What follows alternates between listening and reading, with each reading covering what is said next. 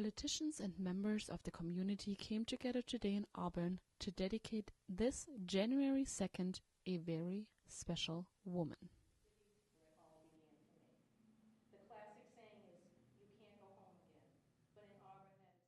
Olympia Snowe was born in Augusta, Maine.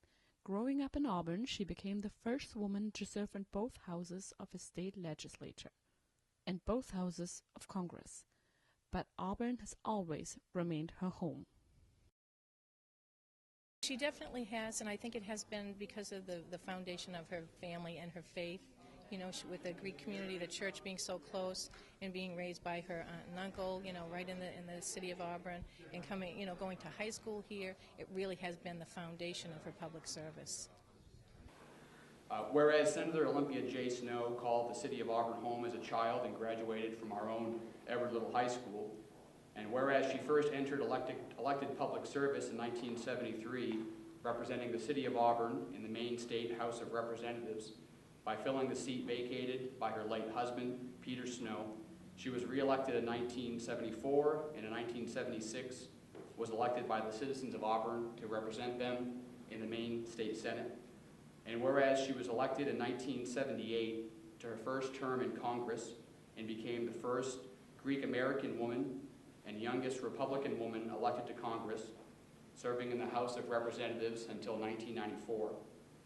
And whereas she was elected in 1994 to the United States Senate, becoming the first woman to serve in both houses of a state legislature and both houses of Congress, and now completes her third and final term in the Senate.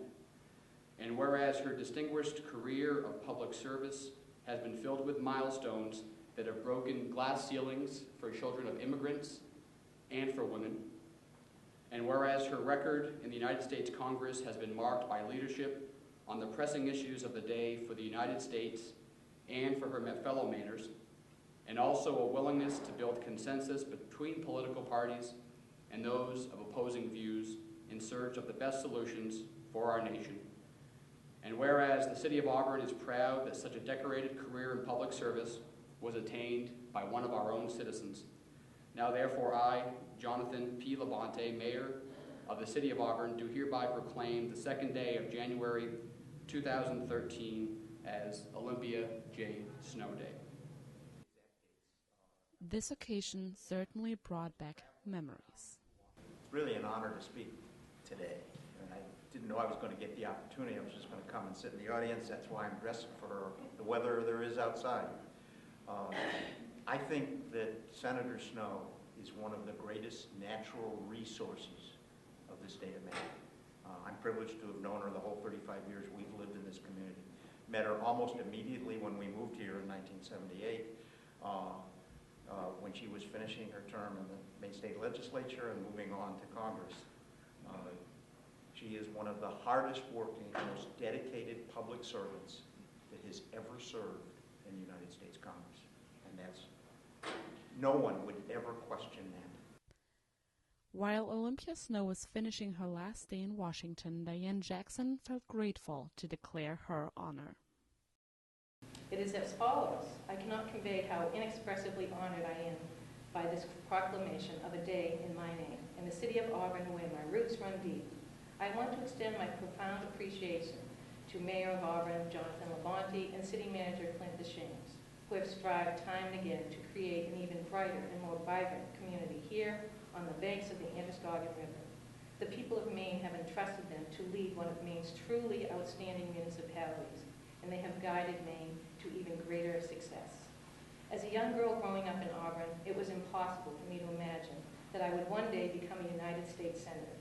And yet, as I've said in my farewell remarks in the Senate, such is the miracle of America that a young girl of a Greek immigrant and a first-generation American who was orphaned at the age of 9 could, in time, be elected to serve in the greatest deliberative body the world has ever known and become the third longest-serving woman in the history of the United States Congress.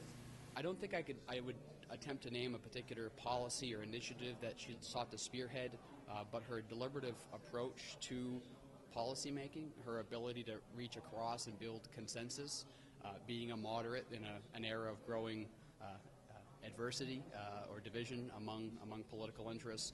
I think that's a legacy that hopefully folks will strive to replicate, and I think that's the biggest part of how I hope folks remember her approach to public service. Her time as senator might be over, but definitely not her passion to make a change. Well, it's amazing. I think she really is going to lend a voice to what she feels could be, how do I want to say, not corrected, but how we can coalesce and work together to get things done to benefit the people of our great nation. And I know that, she is certainly writing a book. She has created a leadership foundation. She has had a long time interest in supporting young women and pursuing their endeavors.